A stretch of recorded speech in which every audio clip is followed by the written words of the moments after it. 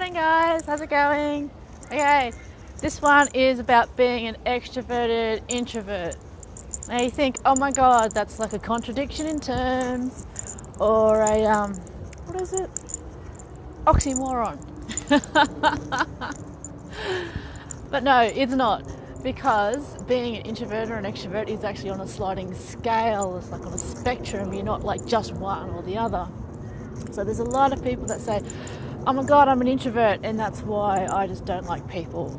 That's why I can't, I'm socially awkward. I'm like, no, there's plenty of introverted people I know who are not socially awkward, who are quite articulate, who are quite nice. They're not assholes. And they're just using that as an excuse. They may very well in some part be introverted because everyone's on a sliding scale. And I think I'm kind of almost on the ambivert sort of a scale, but I am more of an introvert. And you think, oh my god, she's doing go lives and talking to people, how can she be an introvert? Number one, I love you guys, but it's also kind of like talking to myself. I don't actually get to see you a lot, well, like face to face. Like if I can make it like a one-on-one face to face and not like a crowd of people. And don't get me wrong, there's actually introverts that don't mind being in a crowd and with people.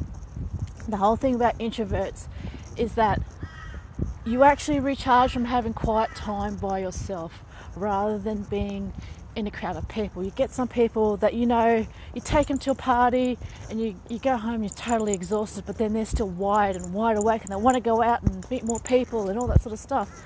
They might still be tired, but the reality is that they actually get mentally charged up from being around people. That's more of an extrovert. And it doesn't really have anything to do with your ability of different social skills and all that.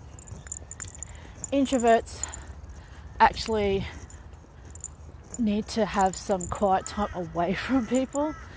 And that's how they best recharge. They're like spoons, you could say. That's how they recharge their social spoons. So, yeah, you can be an introverted extrovert, because obviously I go out there, I socialise, I like talking with people, keeping in touch with others because it's good for your mental health, if nothing else. Business-wise, good for networking, and you can get to enjoy it, but there's also times when you just need, when I need quiet. No one talking, just me reading, I'm chilling out with Netflix, just dulling my brain down, trying to get it to slow down. So that's being introvert, extrovert. I mean, people keep mistaking that, oh my god, I'm an extrovert, I must be like, yeah, I know, but I don't want to go out all the time. Sometimes I just want to stay at home and chill and not be around people, and there's times when I just want to borrow. Just be alone, or if not alone, at least quiet, and if not quiet, at least not thinking. Then we all have times like that. So there's plenty of people that are introverts, and that's different from being socially awkward. Shy is also being different. And there's plenty of people out there who are introverted, but they don't seem like introverts. And there's other people out there who seem like they're introverted, but they're not really. They're just socially awkward. They've had a lot of things going on, and it could be part of what happened in the upbringing that made them a little bit wary when engaging with people, but they really like being around people and they feel charged being around people. These are also introverted extroverts, the ones who go out like being with people, but they don't say a lot. The spectrum is huge and wide, so to class people off as just an introvert and extrovert and write off their behaviour as such, it's really quite, too big a box, not refined enough. Think more people along the lines of spectrums.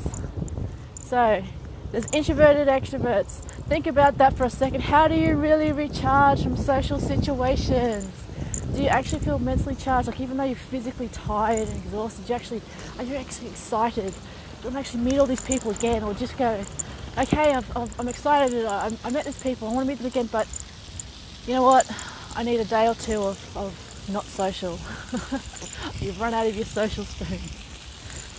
And think of it whether it's actually a physically tired, a mental tired, spiritually tired, because the different simulations that you get off the different interactions with people. And keep in mind, some people can actually suck the life out of you, and I'm aware of that. And just dealing with them is very tiring. So that may not necessarily indicate that you are an introvert or an extrovert, just that those people that you're dealing with take a lot of energy to deal with. Call them small dose people. There's some people in life like that. There's some people where you just have really good quality time with. You only need to spend a short amount of time with them, and then you're done for like a week, 2 or a month. Sometimes some people I only see once a year, or talk to even online once a year or something like that, you know. It's a quality. That's what I like. Anyway, introverted, extroverts. It's a spectrum. Don't get caught up in just saying, oh, I'm just a whatever, and that's just it. You're labeling yourself, you're limiting yourself and others. Don't do it. But anyway, think about if you really are an introvert or an extrovert, where you fit on that scale. I'm almost a 50-50 and an ambivert, but I'm slightly more of an introvert. So think about that, and think about other people and how they have a need to have, you know, more social or less social than you, and how you deal with that. Okay, see you guys. Love you. Bye.